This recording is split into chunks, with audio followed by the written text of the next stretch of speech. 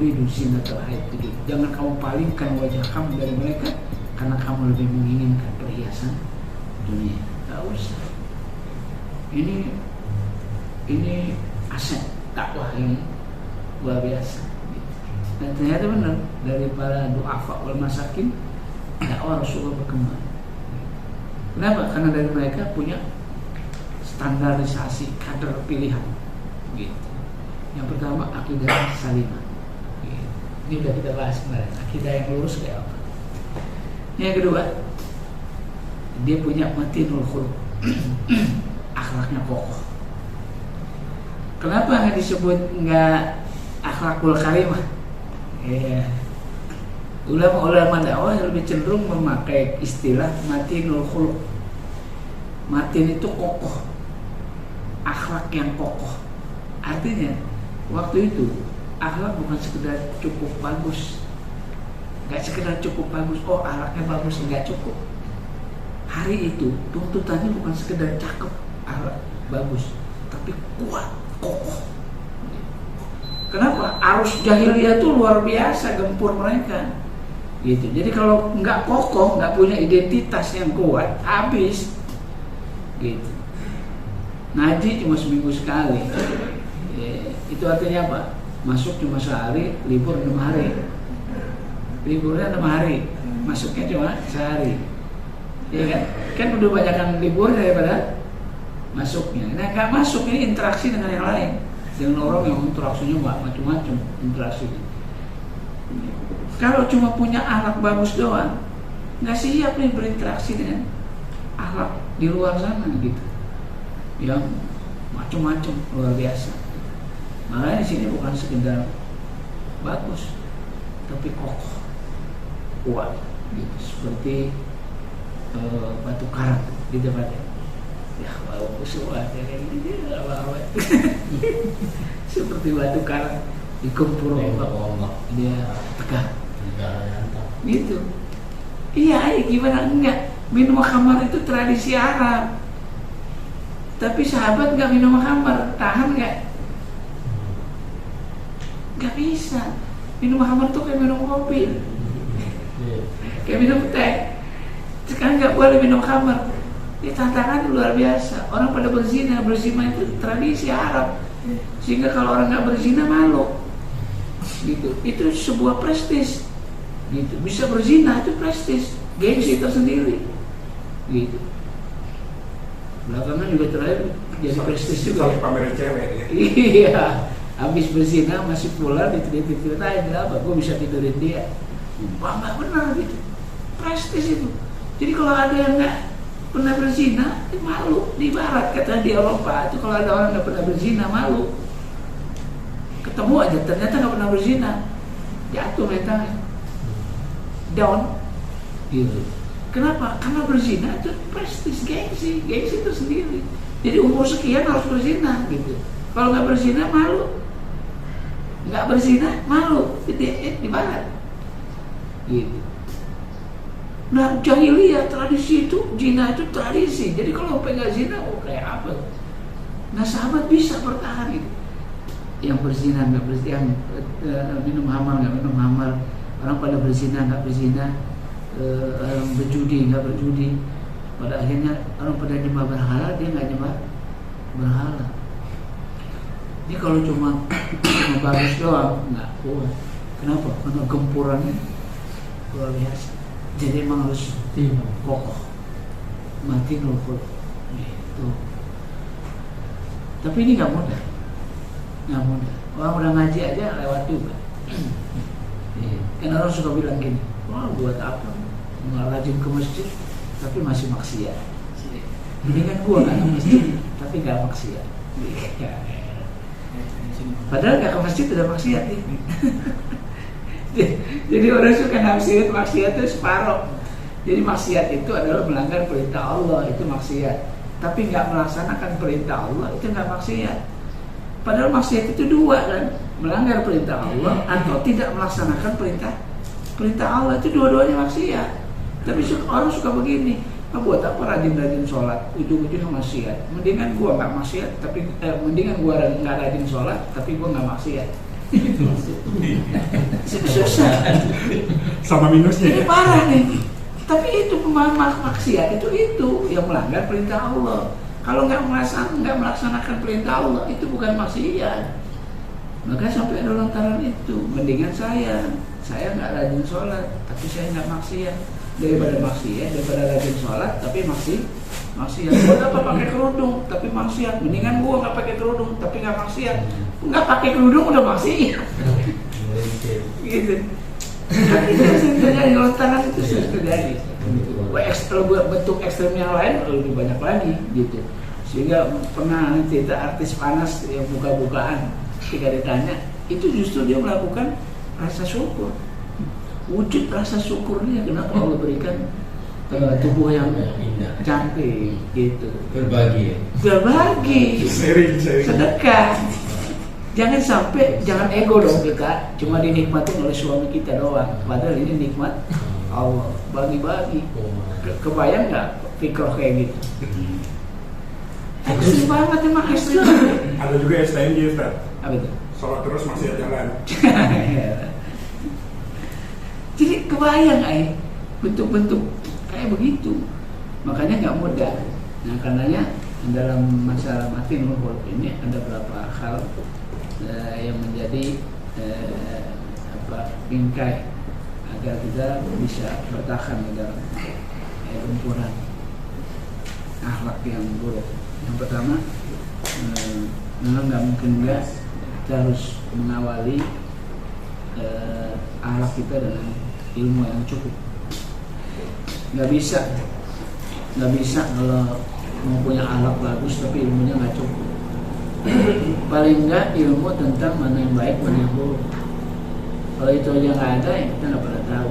Kita nggak pernah punya akhlak yang baik, dan kita nggak tahu juga mana yang baik, mana yang buruk. Susah. Di sini kita kan juga begitu. Kayaknya baik tapi buruk. Kayaknya buruk tapi baik. Kayak buruk baik tapi buruk gitu. Ini yang sering terjadi di komplek-komplek. Suaminya kerja, yang di sini istrinya kerja. Jamnya bareng, yang satu naik motor. Daripada jalan itu bareng deh bu, bareng sama suami sebelah. Istrinya dibonceng tiap hari sama suami sebelah. Baik nggak? Baik, nolongin ke depan daripada naik ojek. Nolongin tetangga. Gitu. Daripada naik ojek, mendingan saya boncengin. Iya ini, iya kan ongkos. Ongkos kan. Buat istri juga gitu, daripada ojek numpangnya bapak sama anak. Gitu. Apa yang terjadi setelah itu?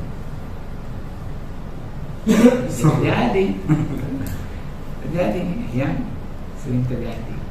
Itu makanya suka kalau ikatan dinas berdua ke Bandung, mau berdua bawa bapak sama ibu. Ya daripada berangkat sendiri, ini bareng sama kita. Tapi itu berulang terus. Akhirnya terjadi kerusakan fondasi keluarga, selingkuh dan macam-macam. Itu kayaknya baik, tapi ujungnya buruk. Ada yang kelihatannya buruk, tapi sebenarnya baik. Poligami, itu awalnya memberikan syariat, membolehkan, tapi di kita itu sebagai sesuatu yang buruk. Ini yang banyak hal. Jadi harusnya memang pakai ilmu. Kalau nggak pakai ilmu, ya jadi nggak tahu mana yang hak, mana yang batil, mana yang benar, mana yang salah. Pintu gerbang untuk jadi orang baik, ilmu. Yang pertama ilmu. Yang kedua iman. Iman basic, fondasi. Ya. Dimana dengan iman kita jadi bisa memilah, bisa ngontrol mana yang layak kita kerjakan, mana yang layak kita kerjakan. Paling enggak kita malu sama Allah. Gitu. Kalau itu ada, maka itu akan jadi bargaining buat kita untuk tidak melakukan maksiat. Bargaining buat kita. Tawar menawar itu di situ. Keyakinan kita sendiri yang jadi tawar menawar. Kalau kita keyakinannya bagus, maka biar nggak ada orang, kita akan jadi bagus. Kenapa? Karena kita bargaining sama Allah. ada Allah di sana. Tapi kalau keyakinan kita lagi lemah, ya, jangan sendiri, ramai-ramai enak aja maksiat. Kenapa? Karena nggak ada yang ngontrol. Bahkan suka memutar balik fakta, memutar balik kaidah. Wah, ini bahaya. Anak kemarin tadi baru ngajar ini isi pengajian. Itu ada orang pesantren alim, ilmunya banyak, jadi guru di komunitasnya. Tapi yang namanya komunitas ada yang baik, ada yang buruk. Nah, karena dia buruk, dia ngikutin tuh murid-murid. Kalau yang baik dia jadi baik, kalau ada yang murid yang jelek, dia jadi jelek juga. Minum khamar, dia ikut minum khamar. Pesantren nih, minum khamar, dia ikut minum khamar. Dia tanya, kenapa harus diikutin minum khamar? Ada kaidah yang disampaikan, yang namanya perbuatan dosa. Kan Rasulullah dia bilang gitu, yang namanya kebaikan itu adalah yang bikin hati tenang. Itu kebaikan. Sebaliknya, yang namanya perbuatan dosa adalah sesuatu yang bikin kamu gelisah dan nggak pengen diketahui oleh orang lain.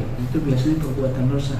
Dia pakai dalil itu, dia katakan kalau emang itu khamar dosa, saya nggak khawatir dilihat sama orang lain. Hati saya juga nggak gelisah. Ya elah. Apakah kemudian kalau nggak gelisah terus nggak dikata orang terus khamar jadi nggak dosa? Haram. Jadi halal kan nggak bisa. Hatinya udah beku. Ini ada listrik nih. Ini ada listrik nih. Hukum listrik plus minus ditempel ada percikan. Bagi reaksi bahwa itu ada stroke, ada aliran listrik. Tiba-tiba plus minus kita sambung, terus nggak ada percikan. Ini salah listriknya apa salah kabelnya? Bukan salah listriknya. Kalau listrik yang benar plus minus pasti akan bereaksi. Sekarang plus minus iya tempel tapi nggak ada reaksi. Itu kabelnya rusak, udah rusak. Harus ganti. Jadi jangan dijadikan legitimasi. Nanti itu yang sering anak bilang, mencuri pertama gelisah dan nggak bisa tidur. Mencuri pertama, mencuri kedua gelisah tapi bisa tidur. Mencuri ketiga nggak gelisah dan bisa tidur.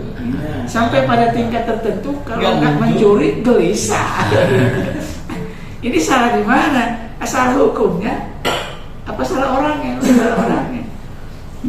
Kan ruhaninya kita tuh gitu. Jadi kalau digempur biasa batil terus sama hak jadi asing. Sebaliknya kalau orang hak terus sama batil asing. Makannya halal terus, begitu makan haram aneh. Tapi biasa makan halal aneh. Nah yang bahaya kalau halal masuk aja ya kita enak aja makan halal enak, makan haram enak. Enggak sortirnya nggak mas? Nggak main. Kalau sahabat-sahabat dulu kan main lagi. Abu Bakar itu minum susu itu halal. Tapi gara-gara diambil dari onta istana, Abu Bakar pagi itu minum muntah. Dan pertanyaannya menarik. Bukan perut gua kenapa ya? Jangan juga masuk angin ya? Bukan. Abu Bakar nanya, ini susu dari mana? Tuh lihat tuh, susu dari mana? Gitu. Jadi muntah duluan baru nanya. Baru nanya. Lah kita kalau muntah juga kayaknya perut gua masuk angin ya. Muntah. Yang dilihat di sini nih. Kayaknya gua masuk angin, muntah. Gitu. Abu Bakar nggak mikir. Abu Bakar ditanya, nanya pembantunya, ini susu dari mana? Karena nggak mungkin muntah.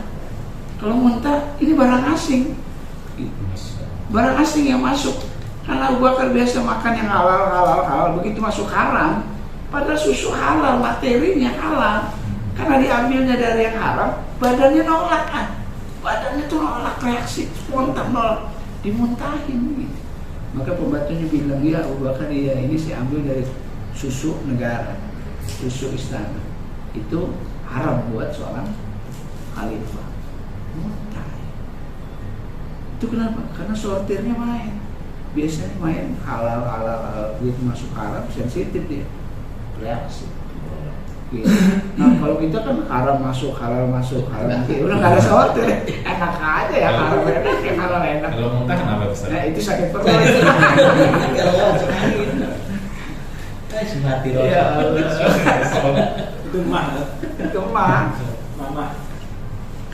Dan